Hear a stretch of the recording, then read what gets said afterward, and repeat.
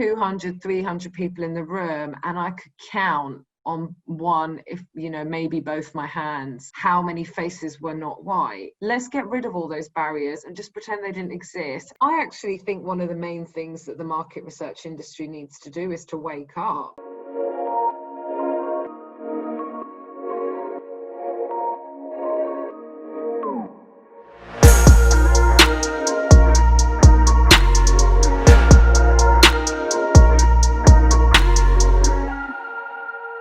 My name's Theo. I'm the co-founder and director of The Colour of Research, and I'm here with the fantastic, the amazing Shazia Ginai. Shazia, thank you so much for joining us. Shazia is the CEO, the big boss of Neuro-Insight, neuromarketing and neuroanalytics company that uses unique brain imaging technology to measure how the brain responds to communications. So to me, that sounds like some futuristic, really cool stuff.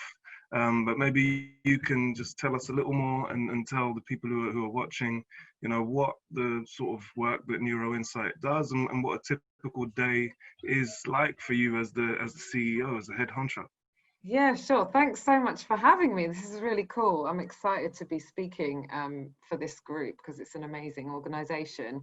So the typical day, I don't think there is one, to be fair. I'm not sure typical, but Neuro-Insight, I mean, it is the most fascinating business. We specialize in making basically the subconscious conscious. We're tapping into the seat of human truth. And, I've built my career prior to this on understanding human minds through conscious and traditional research. And I really believe it has a place. But I think ultimately what we're trying to get to is the seat of all of human decision making. And that's where you have to tap into the subconscious to really understand that. We own a proprietary technology which was made by this amazing neuroscientist in Australia, who's our founder and chairman. It's called SST, Steady State Topography. It measures specific areas of the brain. So we look at what goes into your long-term memory, which is correlated directly to your future decision making, any action and behavior change. And then we look at other regions of the brain that are responsible for emotion. So we can help brands to understand, is what they're trying to get across actually sitting in the brain? And is there going to be a positive motivation off the back of it to drive real action? That's it in a nutshell. Yeah. I mean, it's a pretty big nutshell, but I mean, it sounds like you're really, really happy in what you're doing. And it sounds so interesting, man. I mean, what was your life like before market research? What was your background? I mean, maybe you can tell me a little bit more about your story, where you came from. I was born in the UK, but I'm of Pakistani origins. My dad grew up in Kenya and in Uganda, and he moved to the UK when he was 16, and my mum was born and was in Pakistan until she moved to the UK. She had an arranged marriage to my dad, and she came over to the UK when she was 22. They've been married 41 years, still happily in love. Beautiful. So they came, my dad came over and he was the oldest son in his family, and my grandfather died when my dad was quite young. So he's worked since he was like 14, 15, he's got such a strong work ethic. Instilled that into you, that work ethic. Yeah, well, it's really interesting because Pakistani families, I mean, I think anyone whose parents are immigrants will know that when they come to the UK, they're looking for opportunities. So they really do instill, and it's a really jokey stereotype in our culture that your parents will go, be a doctor or a pharmacist or a lawyer or an engineer. Get a professional. It's rooted in the fact that if they've seen what the gap between rich and poor, it being so vast, their best interest is to instill in you a desire to give yourself security. I'm from quite a big family. I'm the second child, and by the way, I'm a textbook second child. The middle child syndrome. Who's done a psychology degree, they'll be like, no one's paying me attention. Yeah, that one. So, textbook second child, and I'm one of four, so I was the second. It was, we're three girls, and then my brother was the baby of the family. Is he the golden boy? Yeah, maybe. I mean, we all fluctuate in our parents' eyes, I'm sure. So, we're a big family, and having three girls before having a boy. My dad he definitely was like, you guys need to be able to take care of yourself. So whether or not there's a man in your life, which is a really empowering thing for women. Really important. I think that Yeah. whole idea of, you need a man is old now, but there's still some remnants of it in society. It's interesting because I think that's really important. Like, I think most families want their kids to be educated in the start. It changes as you get older in terms of what some of those cultural restrictions look like. But, we grew up, always doing well at school, and I do not test well. Like, I'm not an academic. No, really? I'm a proper geek, and I read like there's no tomorrow. I constantly read, and I always did as a child. But I definitely am better when I apply myself rather than, being tested on things on paper. And I was always a really curious child. So I guess market research and insight was always going to be a part of my journey, but of course I didn't know that at the time. I did science and maths at A-level, and I was hoping to do pharmacy, but I cocked up my A-level, so I went through clearing, and I got a place, and I did a degree in pharmaceutical and cosmetic science. It was super interesting. It was great. It was very chemistry heavy, but I did a 4-year degree, and it was my 3rd year that I did a placement year, and I did my placement at Procter & Gamble. Now this is where fate played its role, because I went into P&G as an intern in colour cosmetics. So I was tasked with looking for a dimethicone replacement for Max Factor liquid makeup formulas, right? So I'm in my lab coat with my safety goggles on, and that's a really introverted, very isolated kind of career path, and I liked it because P&G is one of the best places you can work, but I didn't feel the sense of passion for what I was doing. And then the P&G gods in Cincinnati, they killed the project, and I got moved halfway through my internship to the premium skincare and fragrances. So I worked on Hugo Boss, their men's skincare range, and I was put in a research role. P&G had they had their insight team, a commercial insight team, but they also had a research team which sat within R&D, product and packaging innovation research. You translate the insight, or you give the insight to the scientists, and they translate that into the product. It turned out during that time that what I learned was that I just love understanding what people think and feel, and it was feeding the curiosity that I had about humans. That kind of got me started on it, and when I graduated, they'd offered me a job, so I went straight back, and I worked there for 7 beautiful years. It was just the best place. And I worked on the men's skincare brand, so I delved into the minds of men and their grooming habits. Which lack thereof, I don't know, for me anyway. It was fascinating.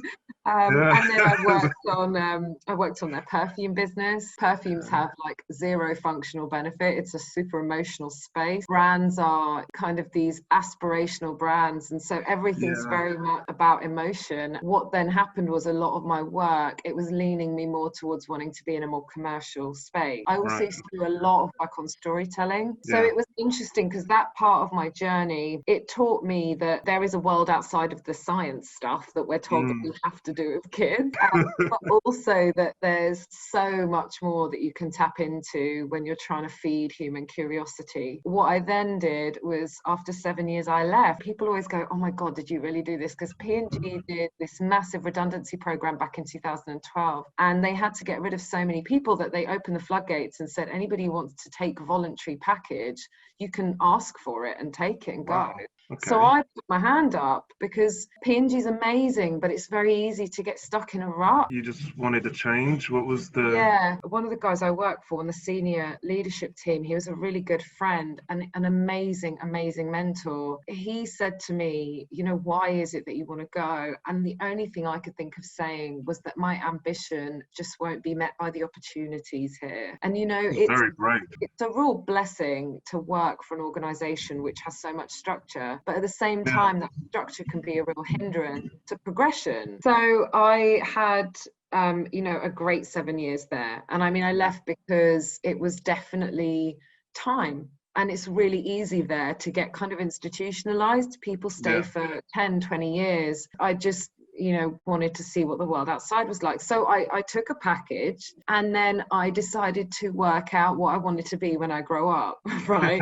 Well, I was nearly 30, and I remember at the time thinking, really, am I supposed to be doing this now? But it's never too late. So I thought, let me figure out if there's something else I want to do. And it was odd because it was a little bit like the episode of Friends when Chandler takes all those aptitude tests only to find out that what he was meant to do was what he was doing all along.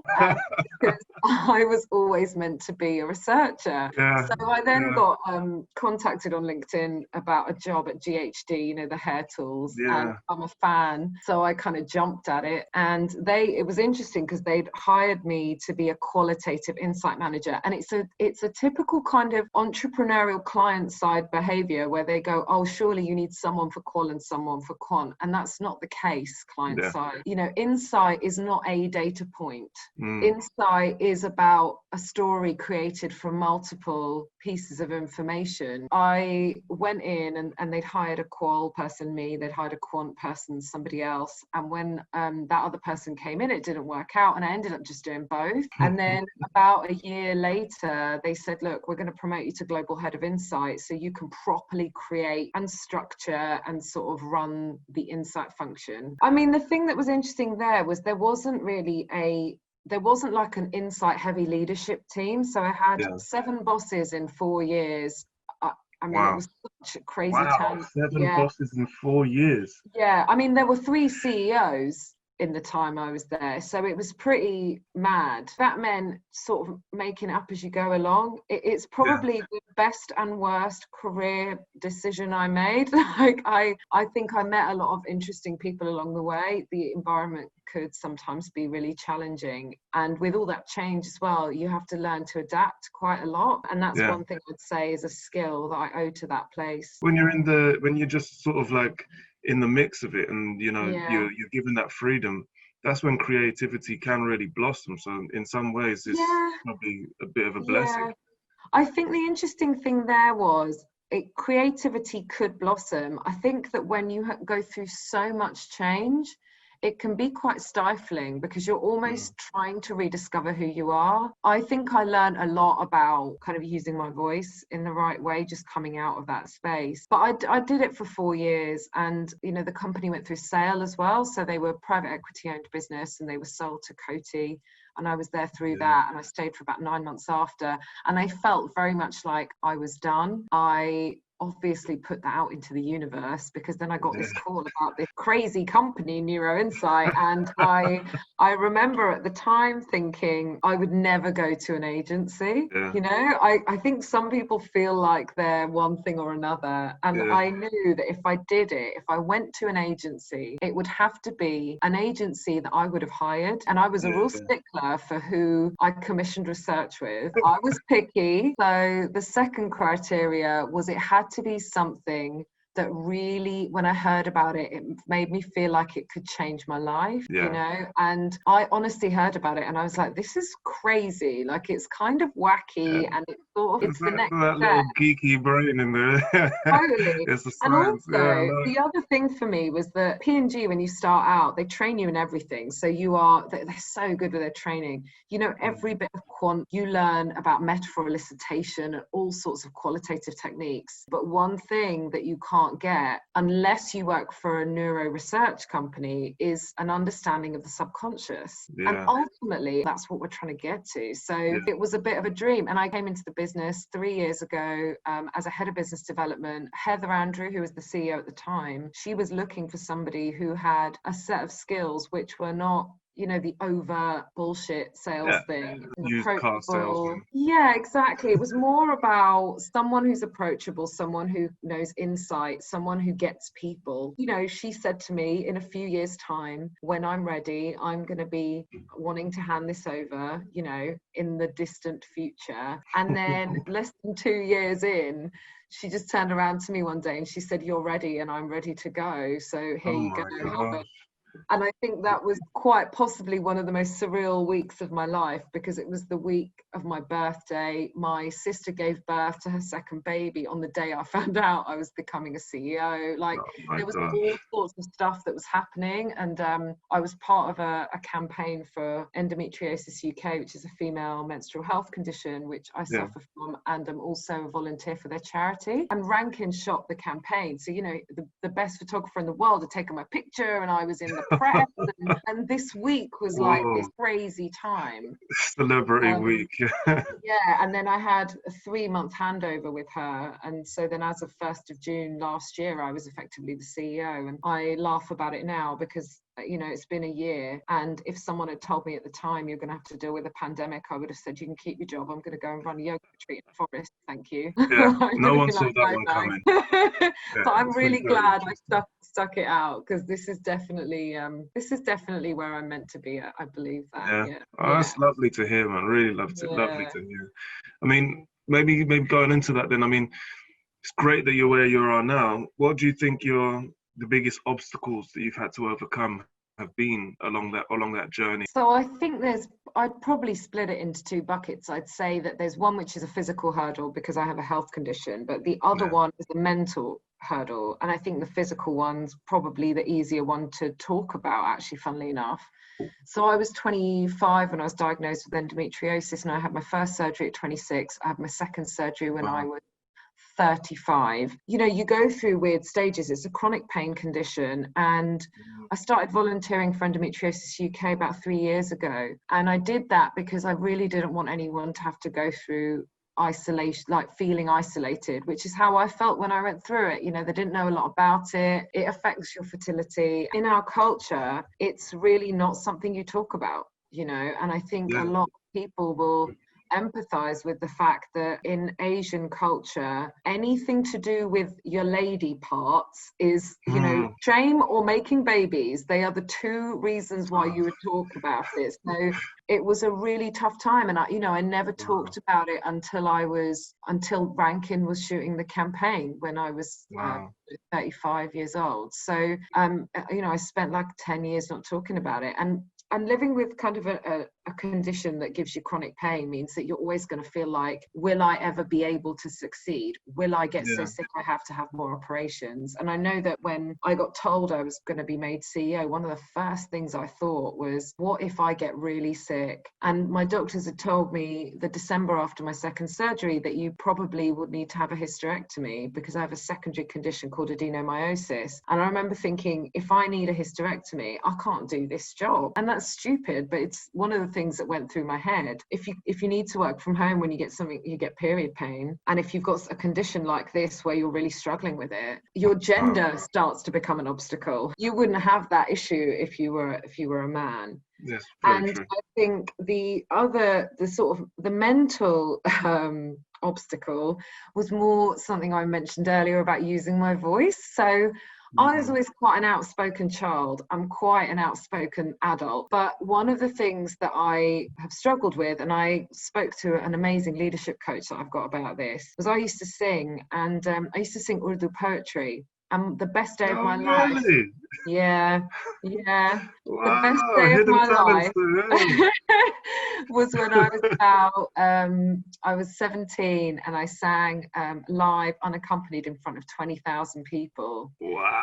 I was 17. And when I'm really sad, I often put music on and I sing. It's sort of my therapy, right? I always had a bit of an issue with using my voice. And when I was at GHD, this was a particular barrier. It's when people kind of shut you down. How do you find your voice? And even when you're battling cultural norms, which is the other thing, I'm Muslim. I do practice my religion. I fast during Ramadan. I pray. I go to a lot of events. I take part in a lot of things within the community. But, you know, there's a lot around being a woman and having certain responsibilities within the culture that adds to the already oppressive world for a woman.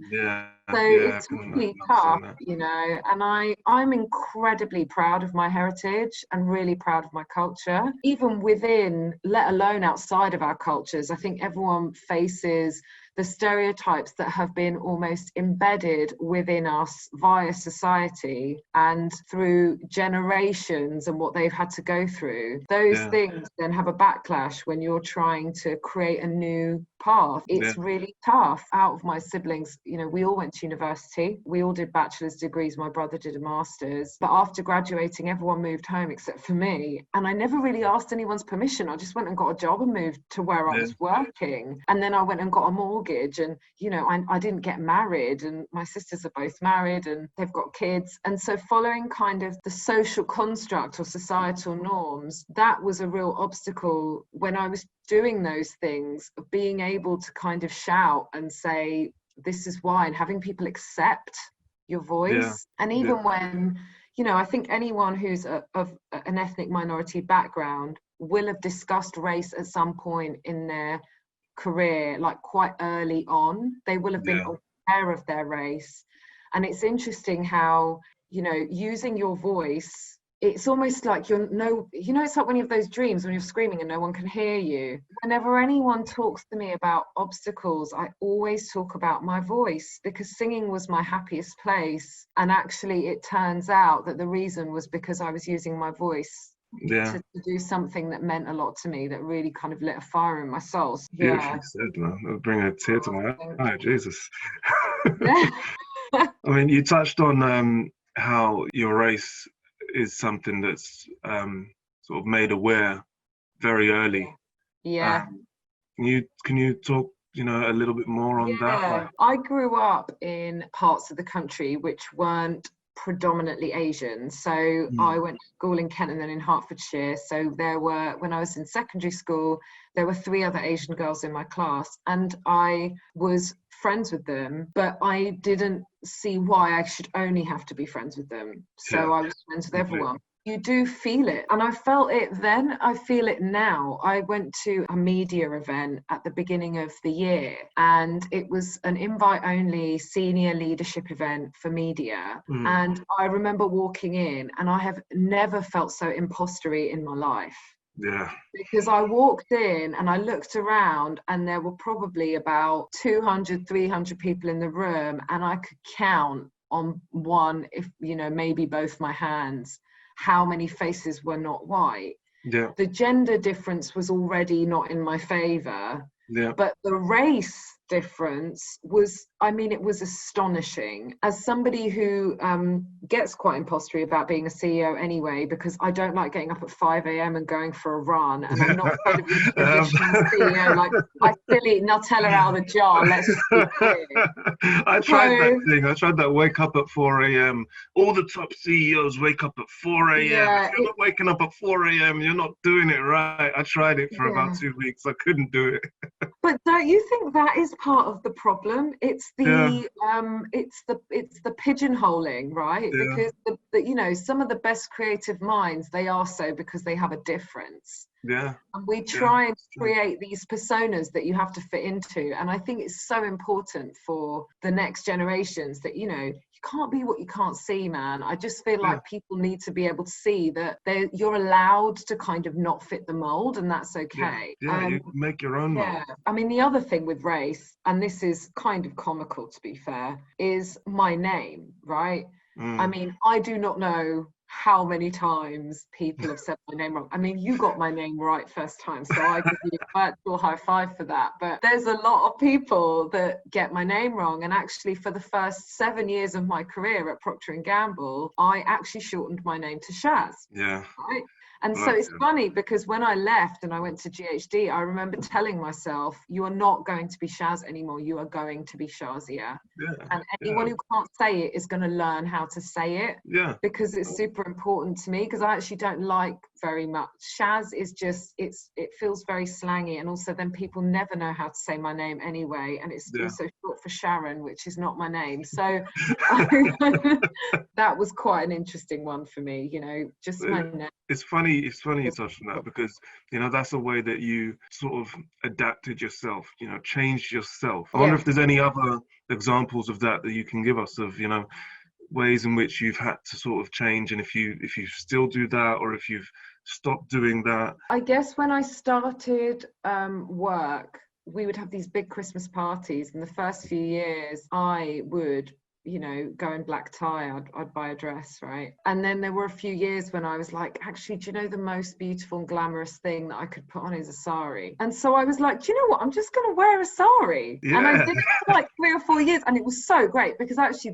P&G is a really diverse company. In fact, it's had diversity and inclusion programs in place for many, many years. And so then there would be other women who would also do the same, and we'd all just give each other that knowing look. Everyone would come over and be like, it's so beautiful, it's so lovely. And to be fair, like now, if I go somewhere, I'll just choose. Like if I feel like I'm going to wear a dress, I'll wear a dress. But I never really feel obliged. I would just make a choice about what felt right. Because also saris is a lot of fabric, and it can be a bit of a hassle, let's be clear. It's not just something you just sling on, is it? It's like... In general, I just think it happens when you're with people who sort of talk about their background, and they may come from families who have grown up in a certain way. They come from parents who've been educated in a different way to you. You know, I'm really proud of what my parents have achieved and how they raised us, but it's really different. I'm a huge Brené Brown fan. I read a lot of her stuff around vulnerability and shame, and I think that in our culture, that's what goodness gracious me came from, right? There's all these weird cues and stereotypes in there of Asian people who've almost conformed to Western society and felt the need to change who they were to fit in. When actually, I'm really fortunate, and I've met and I'm friends with so many people who are just intrigued and interested about my culture, so it's easy to talk about it. I had an interesting one. I used to work on perfume when I was at P&G, as I said, and I was trained in smelling and evaluating perfumes, and there were instances where I would smell things, and if I was trying to describe them, when we would be looking at how we evolve a perfume, so the top, heart and base notes, and I could only ever remember the words in Urdu. I was born in the UK, right? But because I spoke Urdu at home, it was weird how my brain reverted back to smells from maybe my childhood memories, and it just wanted to spit the language out in the wrong way. And well, they say it's connected, isn't it? The smell and memory. It's interesting how even with those moments in time, they're really fleeting moments, but they remind you that you're different. You know, we have a choice, right? We have a choice. We can either do what I did for the first 7 years, which is to conform and change my name, or we can go, actually, my difference is what will make me stand out, rather 100%. than constantly feeling the need to fit in. 100%. I think that imposter syndrome and that feeling that you should change is something that, as you mature, I think you tend to grow out of it. I'd hope that people grow out of it. It's really, really nice to hear that it's not something that you really feel that you need to pander to anymore. No, and it's funny now, because whenever I see anyone from the P&G days, they call me Shaz, and everyone else calls me Shazia. Oh no. You're like, good to see you too.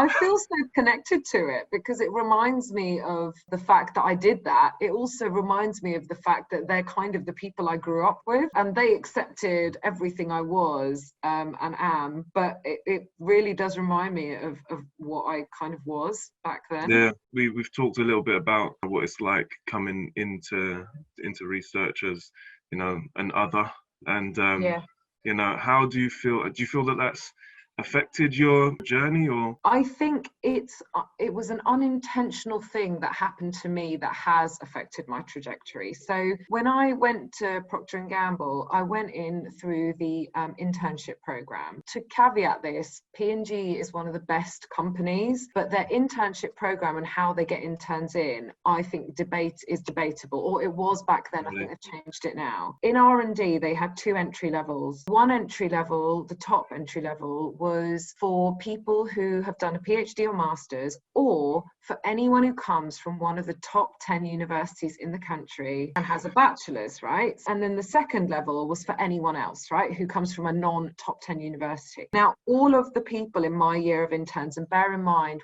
we're talking about 30 people, there were maybe 5 or 6 of us who were not white, and all of us came in at the bottom entry level. I fundamentally believe that, and everyone knows this, that there are systemic issues in terms of how the education system works for people of ethnic minority background. The salary difference between the two entry levels at an internship level was about 6 or 7 grand. So it's quite a lot. Yeah, and I get it if it's for PhD and masters, because these people who are doing PhDs and masters, they will be in education longer, they'll be more qualified or whatever else. But if you do a bachelor's degree and somebody else has a bachelor's degree, but they went to Durham and you went to De Montfort University, which is where I went, you're automatically put on the back foot. Now I look at it and I think that's a point that really should have been fixed. I never had to experience kind of overt conscious discrimination because of my race. And that's solely because I worked at P&G, because that company has very strict guidance in place for people doing that kind of thing. When you leave that sort of environment and you go somewhere else, when I went to GHD, I remember during Ramadan, there were 2 people of colour in that organisation when I joined, me and a Sri Lankan woman. I guess in the London office, there were probably about 40 people in that office at the time. I remember I wasn't fasting. I wasn't fasting one day during Ramadan. First of all, when I had to explain to everyone what Ramadan was, because people just didn't know, which I just cannot wrap my head around. Because, people who are not white, we have to understand what majority white religious holidays are, because we live in the UK. So Christmas and Easter, we all know what they are because we get national holidays. But unless you are, when it's not part of your life context, you don't really need to go and find out about it. When you are not in the majority context, you know so much more. And so I remember when I wasn't fasting, because you don't fast when you're on your period, I then had people going, oh, but you're not fasting today. And because they didn't know that, I then had to basically announce to my office that I was on my period, Oh my God. Which is, my gosh. It's not something you want to walk around talking about. Hey guys, and this is coming from someone who talks about her period a lot, because a big part of my life is of endo. So I mean, I don't feel like it consciously affected me. I do, however, know that the unconscious bias was there. Now it's difficult to sort of mention specific moments in time, just because it's inappropriate to mention specific people or moments. But I found there were definitely some gender-related. I definitely noticed some gender-related stuff going on, for sure. And I also know that when it came to a bias around my race or ethnicity, I know for a fact that you're heard a lot less. Not noticed in the room as being a voice of authority as much as your white colleagues. People can contest this, but that is my lived experience. And I really fundamentally believe that in the conversations around race, that we should allow people and give them the permission to talk about their lived experiences and accept them as being their lived experiences rather than contest them. Aside from that, I don't necessarily, I feel like I was quite lucky. I had an amazing boss at Neuro-Insight, Heather Andrew. She promoted me into the role. She really empowered me. We had some interesting conversations because she's a Oxford or Cambridge grad, and she was very much about making sure that we had interns, and she wouldn't mind me saying this, who came from top universities, whereas I'm slightly not, I'm not like that. I kind of find that though, isn't it? They want to recruit people like themselves. They want it's sort of about trying to mirror themselves. She's quite possibly one of the best bosses I've ever had in my life. I think where we differed was just that didn't feel, and it's because I never went to one. I didn't go to a top university. What I did see was there are some people who are really smart who go to top universities who aren't doers, but there are people who you know, call them the underdog, call them whatever you want, but they apply themselves. And I firmly believe that 100%. actually for some roles, if that's what you need, then that's what you look for. And I've had incidents which have bothered me when it comes to race, for sure, like personally. And I wrote a piece in the Marketing Society about one not long ago. I went to an Insight forum actually, and I was outside the venue. It was in June. I remember it was during Ramadan, and I wasn't fasting that day, and I'd gone outside. It was a beautiful sunny day, and we were in the IET, which is next to the Savoy Hotel. And there were police at the Savoy, and it looked like, you know, sort of official police, not like crime had been committed police. I stood outside, and this middle-aged white male came outside. He stood beside me, and he had a badge on that said supplier, so he was another research agency guy. And I said, you know, how's your day going? We did the small talk thing. And then I said, oh, I wonder what the police are doing over there. And he said, well, you know, I was on the train in Manchester last week, and then on the trams there were police, and on the trains there were police. You know, it's Ramadan, so it's probably just kicking off. And yeah, I know, You and said it was that to really your face. interesting. Well, the thing is, I don't wear a headscarf, right? So I have no markers on me that would suggest that I'm Muslim. And I know that racial bias and religious bias aren't the same thing. True. However, True. bias is real. A lot of people, when they look at me, think I'm Indian, right? Because my skin is darker than a lot of Pakistani people. And when he said it, if he'd had that conversation with someone who was quite a passive white British person who wasn't impacted by the comment, they may not have said anything. So I turned around to him and I said, well, I'm Muslim. Ramadan's a really peaceful time, so I'd be really surprised and disappointed if that's why they were there. And he immediately realised what he'd done. He sort of fluffed about a bit and then went, oh, maybe there's just some government person in there. It was interesting because actually when I wrote the article for the Marketing Society, I had a bit of backlash. I had somebody get in touch with me and tell me that I used my own bias to make the judgment of his comment. Yeah, I know. It was a really interesting email, but I got the email back saying, you know, you have a bias because you assume that he's racist. Racial bias and religious bias aren't the same thing. And I thought, but they're connected. And also it was my lived experience, and I took offense to it because it's part of my culture, it's part of my heritage. Had somebody been in a headscarf, he would never have said that to them. It's true. He never would have said that to them. That's true. Honestly, it was a research event. So I remember at the time thinking, oh my God, we are the gatekeepers of human truth. And we run qual research and quant research, and we ask people questions. And if we have these biases and we're asking these questions, we can direct people down a very different path depending on how our bias helps us write that question. It's very true. Yeah. I think I've had similar experiences. Like, you know, I haven't really had direct discrimination. Like someone say, hey, you know, I won't say it on the show, but something direct. But that sort of subconscious, I don't think they mean anything bad by it. It's just they've got it in the back of their head. They see my picture and hey, bro, why are you calling me bro now? Why am I your bro? What? Yeah. Do you get what I mean? It's and they don't unnecessarily mean it in a bad way. It's just these biases. I mean, I get a lot of where are you from? And then when I say I live in Surrey, it's no, but where are you actually from? And I had a conversation recently actually regarding the Black Lives Matter process with a neighbour of mine, and she's quite elderly, and she was really annoyed that the protests were going on because she felt like with COVID and the protests, she's like, it's my last few years on earth. She's 68, she's quite young at heart, but she said, you know, this isn't how I want the last years of my life to be. And I said, well, imagine how people on the other side are feeling, right? How about the last 100 years of your life? Yeah. Well, we had a really long conversation, and then she got very annoyed with me, and then we had a second conversation, and she said, Shazia, I know what it feels like. I'm not privileged because I grew up in a care home. And I was like, you're missing the point of what privilege in this context means. But she turned around to me, and she's known me for years. She said, you're insulting my country. And it's that's a microaggression, right? At which point I said, well, which country do you think I belong to? Because I was born in the UK. I'm British.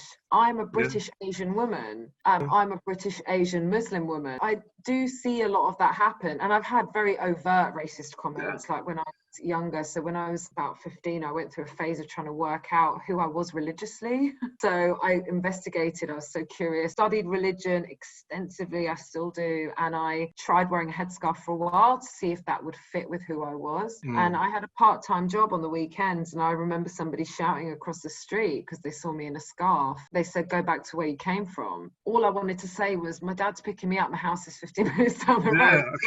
I came from down the street. Yeah, exactly. But I get the same thing happens to me. My mum's white. Yeah. So like they say, go back to where you came from. I'm like, what are you talking about? You know, do you want me to pick a little piece of ocean in between England and Jamaica? Like,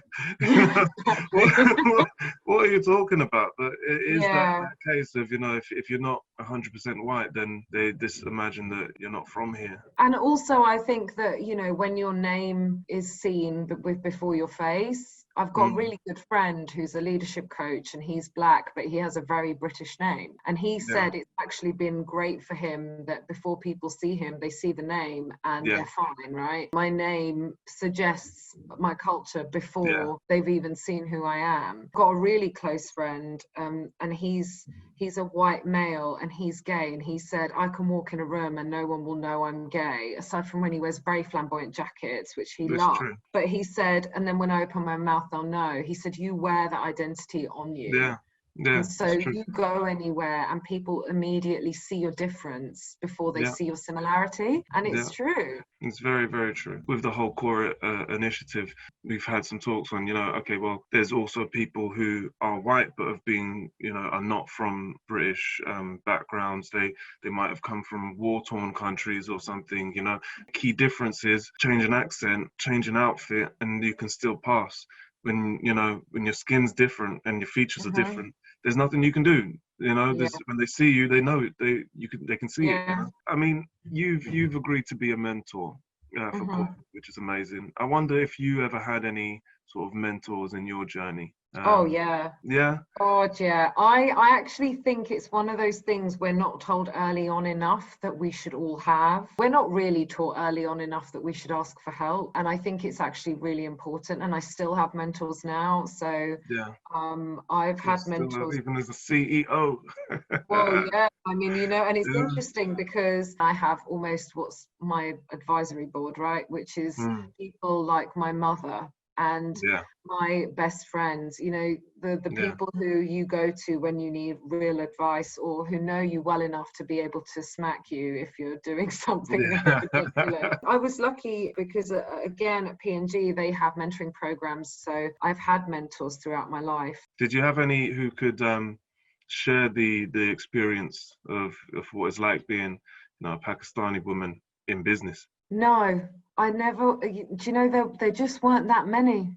You know, there really just weren't that many. And I think, you know, when I was a kid, and even now, we go to the mosque and people literally come up to me and they're like, oh my God, we heard what you're doing. It's so amazing. And there's these young girls who are really thirsty to go and have that experience. And they secretly whisper it, right? Because they're worried that their parents are going to be like, no, this is not what you're meant to do. Particularly because as much as people respect my family, they also know us as being very well educated, but also we've gone against the grain. Both my sisters married white guys. So we have mixed race kids in the family. My parents gave us the autonomy to go and be who we wanted to be and live our lives. And so it can be really inspiring. It can also be really terrifying for people. But as a result, no, I didn't really have any mentors who reflected what I'm doing now. But I think that almost was one of the reasons that I felt it was even more important. Like, there were people who were around, but no one within my professional or personal circle who I would go to and want to discuss stuff with. Do you think you would have benefited from that? Yeah,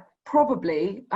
Possibly. But I think one of the fundamental issues that I saw was if I ever spoke to, so like, for example, my aunt in New York, she's got a great career. My mum's always worked as well, actually, and my mum definitely is one of my mentors. Those people, they would still have some of those ingrained things from their generation, which would be a bit of a barrier to them being able to fully express that.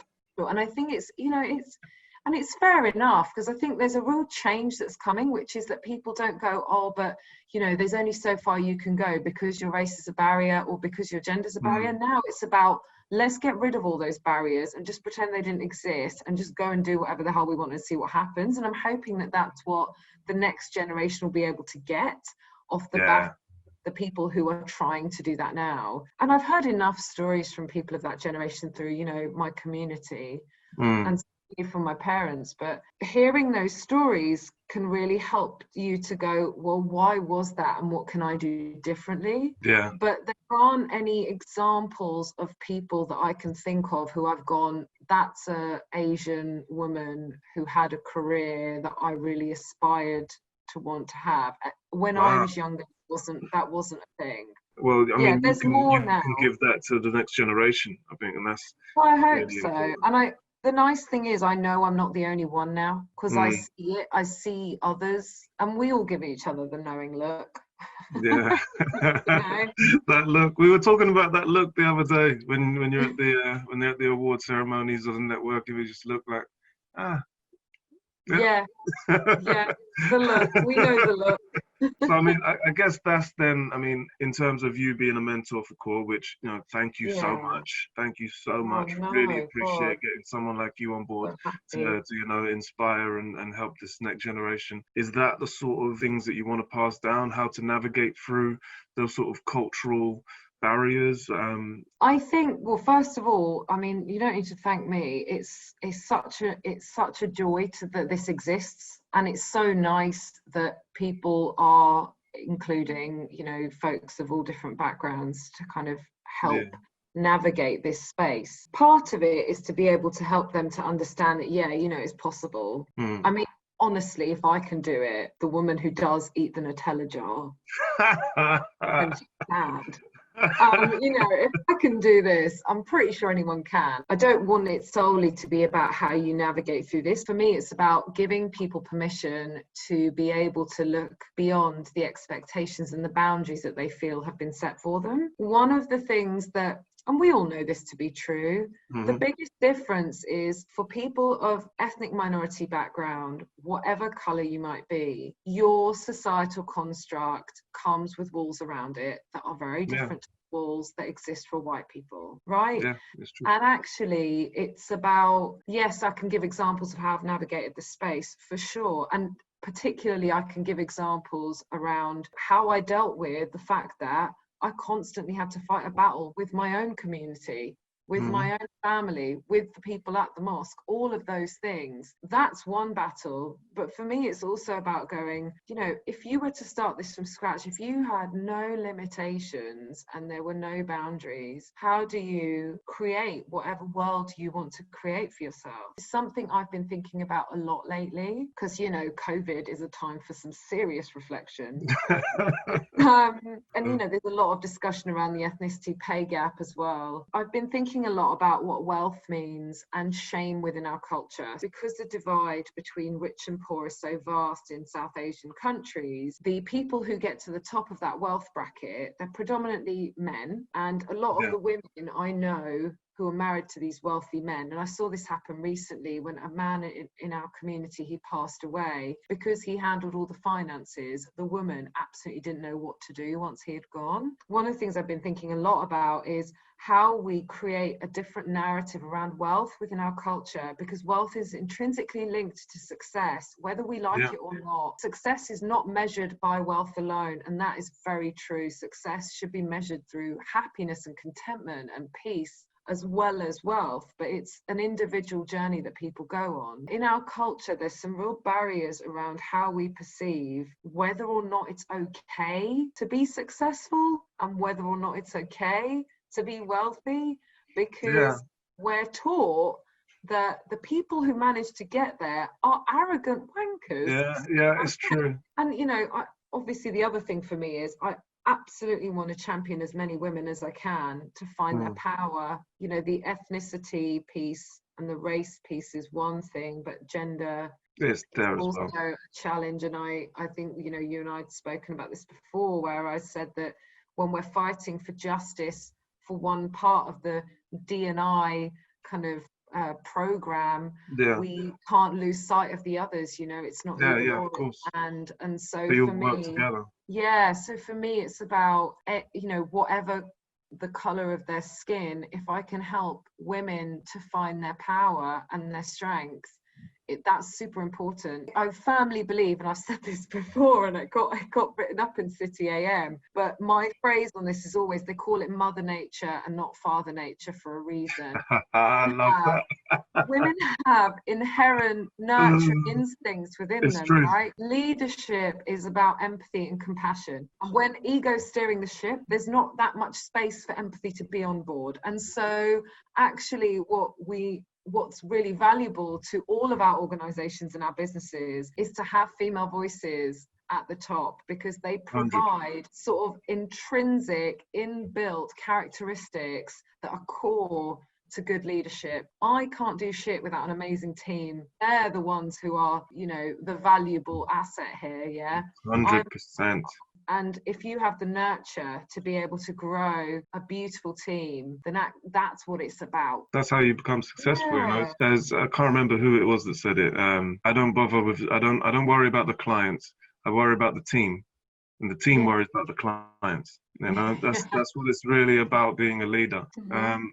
What do you know now that you wish you knew then? Oh, crikey. I mean, honestly, there's probably tons. I think when I'm going to actually name him because he's amazing. I have an amazing friend and coach called David McQueen. He did a fantastic video. He's a really good mate of mine. And he gave me a couple of really great pieces of advice when I started doing coaching work with him. One of them was give yourself permission. And the other one was just to practice a lot of self-care. I think that's something people talk about more than they do. And I'm probably kind of guilty of that too. Are you talking about the self-care or the permission? Well, probably both, actually, to be fair. Self-care, I do give myself a lot more permission now, but the self-care, I think I sometimes am good at it and sometimes I really run myself into the ground. But the thing I wish I'd known before was the permission piece. Because what do you mean by that? Like, break that down. I never really gave myself the right to speak up when I felt like something was wrong. Because if someone who is senior to you, particularly like working on a hair care brand, right? I'll give you a great example. I was asked to go to America to research natural Afro hair. I was told to go and find out how we sell hair straighteners to natural Afro hair. And you needed to go to America to find natural. Well, yeah, it was actually the project. The project was to try and crack the States, because America was a real emerging market. And they said, you know, one of the things that we need to do is to be able to sell to African American women. Okay. So I kind of broke that down into what I wanted to understand. And it was the most life-changing piece of research I've ever done to this day. Oh, wow. I went out there and I sat and did groups and talked to these women and learned about their lives. I didn't just learn about their hair, because any good researcher knows it's more than that, and any woman knows their hair is such a big part of their life. I'm sure a lot of men feel that way too, particularly during COVID. I'm feeling you. I've got a bit of hair up in here, you know. And it was super interesting, because one of the things that happened was I learned and I generated all these incredible insights about these people's lives, and about how having natural hair was a movement, and it was you know, political, and there was socioeconomic and political kind of undertones and reasons, and there's heritage and there's culture and there's so much richness. But in addition to that, there's also a massive amount of routine. I can get in the shower, wash my hair, jump out, and I'm done. But these women will like, we carve out a day, you know, every couple of weeks we make our own products. There's a glossary of terms. There's the, you know, 2C to whatever C kind of curl, like, and my mind was just like going nuts. And I came back and I went into my the C-suite to present in a exec meeting. And I remember going in and I started sharing all of these insights, and they said, can you just get to the end, please, and tell us if we can sell it or not? And I was just like, and I remember at the time being like, no, but there's some really rich insight And they said, but we just want the answer. At that moment, I bit my tongue. And I remember looking back at it, and I think one of the things I would love to have done is to have said, you do not have the right to, just talk about selling. And I know it was a C-suite level meeting, but they wanted detail in everything else that they did. But they just didn't have an interest in, treating the ethnicity as being a different thing. Yeah, they And just actually, wanted to know, can it sell? yeah, they wanted to do the classic thing of, let's just take our product and see if someone else will use it, rather than let's make a product for an audience. Yeah. Because they'll do that.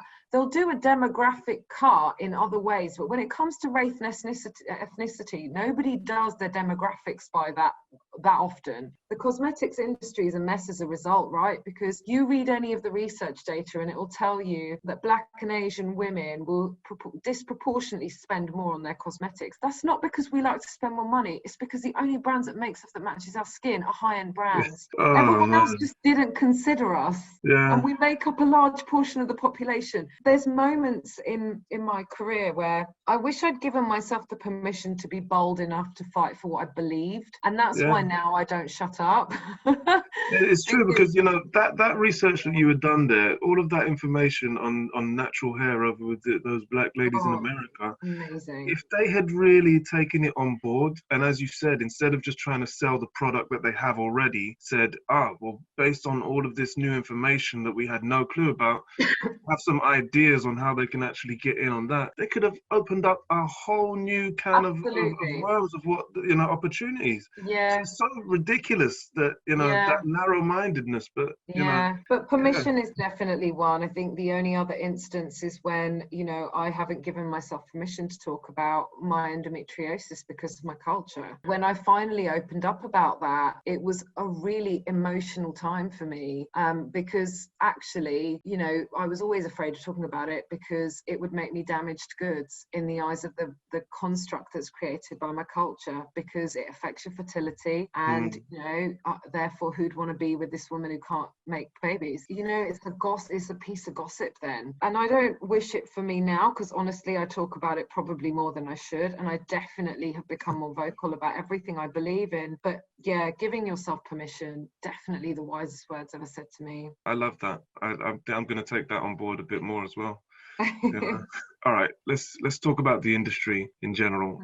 How do you think the industry is doing in terms of ethnic diversity? Is it getting better? Let's take core out of the equation for now, because core is only a few weeks old, really. Everything else, how do you think it's doing? So I'd say the market research industry has a long way to go. So the work that Neuro-Insight does means that we kind of sit a lot in media and advertising in that world as well. And I look at some of the organizations that have been created there and how they're creating change. It's different to how we're doing it. I feel that they're more allowed to do it, right? Because in the advertising industry, it's horribly undiverse, and it impacts the creative that goes out there, which impacts the subconscious minds of consumers and reinforces biases that exist. We still have a major issue with the leadership. Market research is predominantly white at the top. There's a few amazing people who've taken some leadership roles, and particularly if I look at someone like Babita Earl, who's at Zappi. So she's on the board for the MRS now, and she's a phenomenal woman. She's amazing. She's amazing. She's incredible. I think she's a friend, and I would definitely say that she's going to be an amazing mentor for these women. But there's very few Babitas, there's very few Shazias, there's few Theos, there's not that many of us around, and we've got a lot of work to do from the ground up. I believe that one of the things that we need to get better at is hiring right from the get-go. How do we build apprenticeship programs so that people from minority backgrounds, particularly if they're children of immigrants nowadays, when university costs are super expensive and people are coming over here and they're seeking asylum, if they can't afford to send their children to universities, how do we ensure that they have opportunity right from the start? This is it. Poverty and race are very intertwined. Yeah. If you're then looking at the ethnic minority children who have grown up in poverty and they haven't been able to go to uni, and you're only recruiting people who have been to uni, and there's no other route for them to get in there. Yeah, they're immediately off the list, right? Oh, Because immediately. they don't qualify to even qualify. So I think there's quite a lot that needs to be done. I think the other thing that needs to happen is, I was talking to somebody about this the other day, there are instances where people really push back on that narrative. And as researchers, like say if you go into piece of qual research and you're moderating and it's on a subject that you are also engaged with in some way, but the consumers say things that are opposing to your own views, as a moderator, you don't argue with them. You let them talk about their lived experiences. But we don't practice that when we speak to people within our organizations, right? If somebody tells you, this is how this made me feel, that is their right to feel that way. And that is their lived experience. There's a lot of defensiveness, and it's understandable because, in the same way, I remember having male friends who were like, oh my God, I feel like, everyone's making us out to be the bad guys because everyone's fighting for gender equality. And I'm like, it's not always that you're the bad guy. It's that there are biases that exist within you that dictate your behavior. And what you need to do is go, okay, I'm going to listen to what you're saying. I'm going to look at myself, understand whether or not this is something I need to change about who I am, and then I need to make that change. And I also need to be an ally enough to call out the bad behavior of others. Yeah. The industry will only change when the individuals start to take a good hard look at themselves. What I said to you earlier about context, so when I went out to the States and did that research, what I found interesting, and what I always find interesting in my life as well here, if you are of a minority, you have to understand the context of the majority, even though it's not your context, because it's the majority. When you are the majority, you don't have to know what the other people think, feel, or do. Very true. Because you're the majority. I think it's about going, okay, if I'm the majority, why don't I go and understand the context outside of myself? It's not natural instinct. It's so not natural instinct. This is it though. It's just about taking the time to actually go and do that, whether or not people can be bothered or not. And I think that's where we're at right now. But I think the world is sort of shifting into more of a place where people are open to it. Their ears have been pricked up, and the conversations are being had. I think that people there's got to be a change at the top in the industry, also in the hiring in the industry, and then about how we talk about this subject in the industry. And, Cause a great organization because it's allowing the people within that group to understand how they can create opportunity. However, we're still talking to ourselves. And that's brilliant because we need a safe space for us to have that conversation. But in addition to that, we need to find a way of creating allyship from the majority. 100%. We've been thinking a lot on this, and we've come up with a few different, we've got about 4 different channels for allyship now, just because, the majority of the industry is white. And if they'd like to be allies, then I feel like we need to facilitate that. We can't just say, oh, thanks a lot, buy a t-shirt or something. That's not enough. It's getting other organizations or people within other organizations to be part of it. So I sit with, there's a great group of women in the Wire exec team, and there's about 15 of us. The women who are in that group who are white, they are the biggest allies. They've done so much in, educating themselves. They're facing one bias of gender, so they understand how it feels to be on that side of the fence. Having said that, I did speak to someone recently who said to me that the biggest backlash that he gets when he talks about race is from white women over white men. And we were trying to kind of unpack it. And I sort of said to him that my hypothesis is because if you face prejudice or a bias of some sort, then you're more likely to feel like you're the victim of it. And therefore, when somebody comes at you and says, actually, you might be the oppressor, it's very hard for you to understand how you could exhibit that behavior because you're on the other side of it. But yeah, I mean, I'm really blessed because the women in the Wire exec, they're enormous allies, and that's super important. Why I call them my friends, because that's the only kind of friend I'd want. Yeah. You touched on a blind spot there. I was gonna go into blind spots that you think that certain allies would have, and one there that you touched on is quite interesting in that perhaps white women feel that it's more of a white male problem.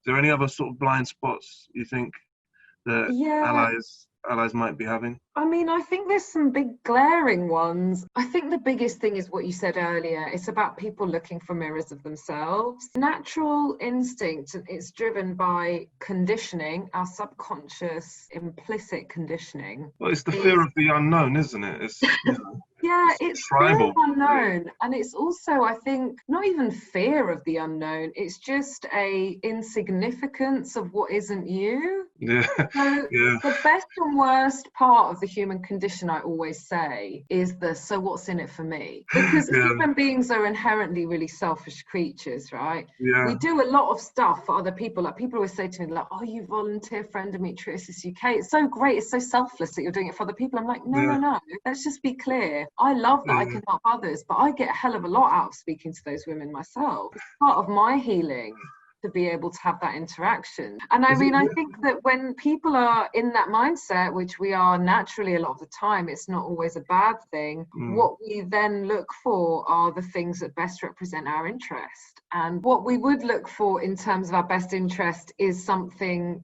that not just mirrors us, but is the thing that would reflect what it is that our desired outcome is. This is why when McKinsey came out with their report that stated, here's the percentage your profitability increases when you add a woman to your board, it created a business case. People started to look for gender diverse members for the board because there was something in it for them. I believe that as researchers, we could do ourselves a huge favor if we can gather the data that would then make it beneficial for those businesses to actually be more inclusive and have more diversity. And I know that data. Very good shout. We all know it exists. If we sign CEO pledges, that's fine. And if we give them accountability, also fine. But what people really care about is their bottom line. Was this business? It's very true. It's a very good idea, actually. I don't know if anyone's actually doing it. I have to talk to the team. I'm sure someone's thought about it, but I mean, it'd be good to find out, because if someone is doing it, then if some of us haven't heard about it, it's not gone far enough. And, I think fundamentally, and I think that's one of the biggest issues. There's bound to be data that exists. It's how do we get it out to the right people, in all the places, not in all the right places, but literally in all the places, and get people acting on it. It's sad though. It is quite sad that we as humans can't do it for the right reasons. It's either we act out of tragedy like COVID, or we act out of money. Show us where the dollar is, and that's when we'll do it. The Black Lives Matter movement has been active for years, right? And there's been pockets of time where there's been talk. But what actually happened this time was people have these beautiful things called mobile phones, and they can record stuff.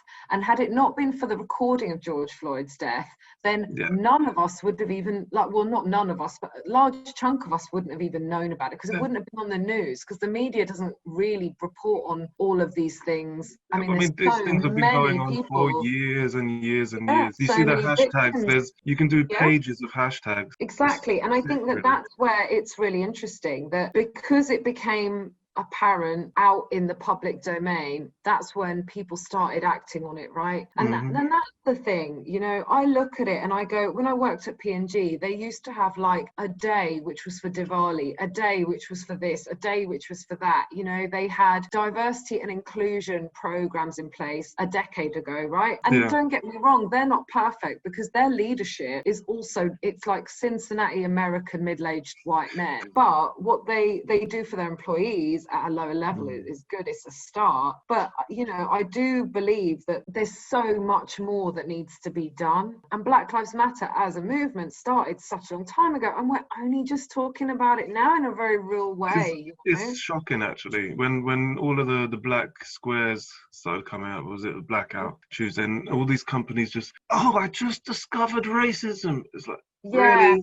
And the other one that kills me is that quite a lot of people are obviously now talking about British history, right? Colonialism, and they sort of talk about it like it's new information. And I'm like, my nan was in Pakistan when Pakistan and India partitioned, and she used to tell us stories about the British Raj. This is the thing, that we're not taught that in British schools. And my dad was a kid in Africa at the time when the Europeans invaded and colonialized parts of Africa. And, you know, he witnessed a massacre when he was very young. Again, it's about context, right? Everyone's now going, oh my God, you know, we learned about Henry VIII and Nazi Germany, but we didn't learn about colonialism and the British going into all these countries. And the people who know about it are the people who come from the other side of it, you know. And those things have been part of our history for centuries. I actually think one of the main things that the market research industry needs to do is to wake up. I love that. Right? I feel like people who are listening to this are going to hate me a little bit. Right? There's going to be some people who are like, what a bitch. She's no way. You know, I should say that I am a massive fan of our industry, clearly, because I've stayed within this career path and I run a neuromarketing business. But I really think we need to wake up. Yeah, no, I don't think that anyone's going to hate you for saying that. I think it's patently obvious. Surprised. I'll block them from the comments if anyone says get out of here. We're inclusive. We got the hate and the love. It's fine. I'll deal with it. I think you're amazing, and I think that everyone who's watching this is going to realize that you're amazing. What advice would you give to someone from a similar background who's just starting their career in market research today? If you're just starting out, find mentors, go and find people who can give you advice. Get a diverse range of people in your network, because you'll need to hear stories from people, like not just work stuff, but stories that will enrich your life. The guy who founded our company did a great piece of work on creativity in the brain, and he was talking about how ideas are formed within our heads, and they're formed from the combination of stuff that already exists within our subconscious. The only way you can truly be creative is if you fill your head with more stuff, so that the combinations that can be created are more varied. I think the other thing I would say is what I said before: give yourself permission. I think that's a big one, and I think that's something that even in this day and age, the barriers are being broken down. I think there is still a lot of hesitance to really just go for it and be unapologetic with it, So I really agree with that one there. This has been an amazing interview. Well, thank you so much, Shazia. Thank you. Really appreciate it. I've loved it. I'm really excited to be part of this. This is such a great initiative, so thank you. To find out more about Neuro-Insight and the amazing work they're doing making the subconscious conscious, visit neuro-insight.com. Our guest today, Shazia Ginai, has kindly volunteered to mentor up-and-coming ethnically diverse professionals in the market research industry. For more information on the Colour of Research Each One Teach One mentorship program, visit colourofresearch.org/mentoring. Thank you for watching. Please like, share, and subscribe for more ethnically diverse market research success stories.